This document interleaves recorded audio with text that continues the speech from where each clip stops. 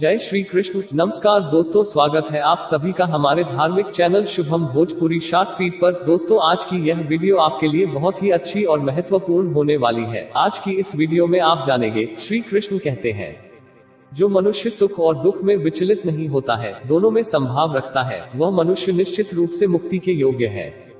भौतिक शरीर का अंत अवश्यंभावी है, इसलिए हे अर्जुन युद्ध करो। आत्मा अजन्मा, नित्य, शाश्वत तथा पुरातन है। शरीर के मारे जाने पर वह मारा नहीं जाता। जिस प्रकार मनुष्य पुराने वस्त्रों को त्याग कर नए वस्त्र धारण करता है, उसी प्रकार आत्मा पुराने शरीर को त्याग कर नवीन भौतिक शरीर धारण करता है। जो विद्वान होते हैं, वे न तो जीवित के लिए शोक करते हैं, न ही मृत के लिए शोक करते हैं। आत्मा को ना तो कोई शस्त्र काट सकता है, न ही अग्नि द्वारा जलाया जा सकता है, न ही जल द्वारा भिगोया जा सकता है, और न ही वायु द्वारा सुखाया जा सकता है। जिसने जन्म लिया है उसकी मृत्यु निश्चित है, और मृत्यु के पश्चात पुनर्जन्म भी निश्चित है। इसलिए तुम्हें अपने कर्तव्य पालन में शोक नहीं करना चाहिए। शरीर में रहने वाले का कभी भी वध नहीं किया जा सकता है, इसलिए किसी भी जीव के लिए शोक करने की आवश्यकता नहीं है। धर्म के लिए युद्ध करने से बढ़कर तुम्हारे लिए कोई कर्तव्य नहीं है। तुम्हें कर्म करने का अधिकार है, लेकिन कर्म के फलों के तुम अधिकारी नहीं हो। इसलिए कर्मफल के प्रति आसक्त हुए बिना अपना कर्म करें।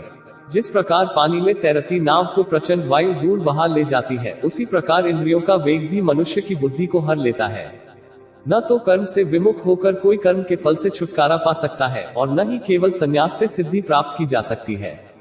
जो लोग ध्यान का दिखावा करते हैं, जबकि वास्तव में वे मन में इंद्रिय भोग का चिंतन करते रहते हैं, वह सबसे बड़े धूर्त हैं। कर्म ना करने की अपेक्षा कर्म करना श्रेष्ठ है, क्योंकि कर्म के बिना तो शरीर निर्वाह भी नहीं हो सकता। हे अर्जुन, जब भी और जहां भी धर्म का पतन होता है और अधर्म की प्रधानता होने लगती है, तब तब मैं इस धरती पर अवतार लेता हूँ। भक्तों का उद्धार करने, दुष्टों का विनाश करने और धर्म की पुनर्स्थापना के लिए मैं हर युग में अवतार लेता हूँ। जिस भी भाव से सारे लोग मेरी शरण में आते हैं, उसी के अनुरूप मैं उन्हें फल देता हूँ। जो व्यक्ति अपने कर्म फल के प्रति अनासक्त है और जो अपने कर्तव्य का पालन करता है, वही असली सन्यासी और योगी है। मनुष्य अपने मन का इस्तेमाल अपनी प्रगति में करना चाहिए, ना कि अपने को नीचे गिराने में, क्योंकि मन आपका मित्र भी बन सकता है और शत्रु भी। जिसने अपने मन को जीत लिया, उसके लिए वो सर्वश्रेष्ठ मित्र बन जाएगा, लेकिन जो ऐसा नहीं कर पाया, उसके लिए मन सबसे बड़ा शत्रु बन जाएगा।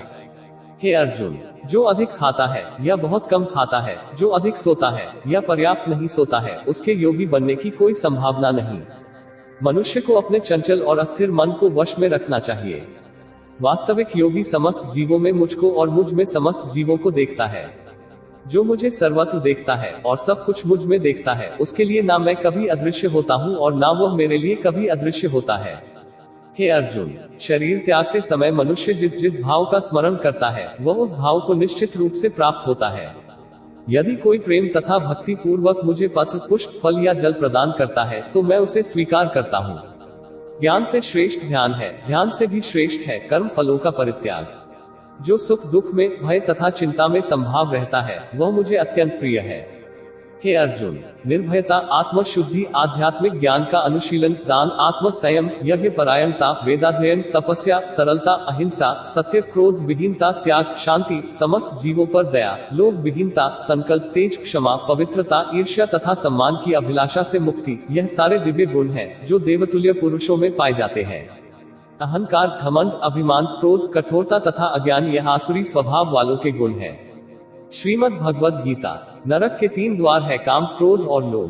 प्रत्येक बुद्धिमान व्यक्ति को भी त्याग देना चाहिए, क्योंकि इनसे आत्मा का पतन होता है।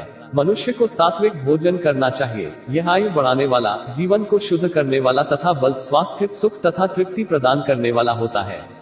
समस्त प्रकार के धर्म का परित्याग करो और मेरी शरण में चले आओ। मैं तुम्हें सभी पापों से मुक्त कर दूंगा। डरो मत। मनुष्य को परिणाम की चिंता किए बगैर निस्वार्थ और निष्पक्ष होकर अपने कर्तव्यों का पालन करना चाहिए। अपने जीवन की चुनौतियों से भागना नहीं चाहिए, नहीं भाग्य को दोष देना चाहिए। अपने आप को भगवान के प्रति समर्पित कर दो, यही सबसे बड़ा सहारा है। श्रीमद् भगवद गीता। इंसान अपने जन्म से नहीं, अपने कर्म से महान बनता है। जब इंसान अपने काम में आनंद खोज लेते हैं, तो वह पूर्णता प्राप्त करते हैं। आसक्ति से ही कामना का जन्म होता है। सम्मानित व्यक्ति के लिए अपमान मृत्यु से भी बदतर होता है। श्रीमद् भगवद गीता। जो वास्तविक नहीं है, उससे कभी डरो मत। प्रत्येक व्यक्ति का विश्वास और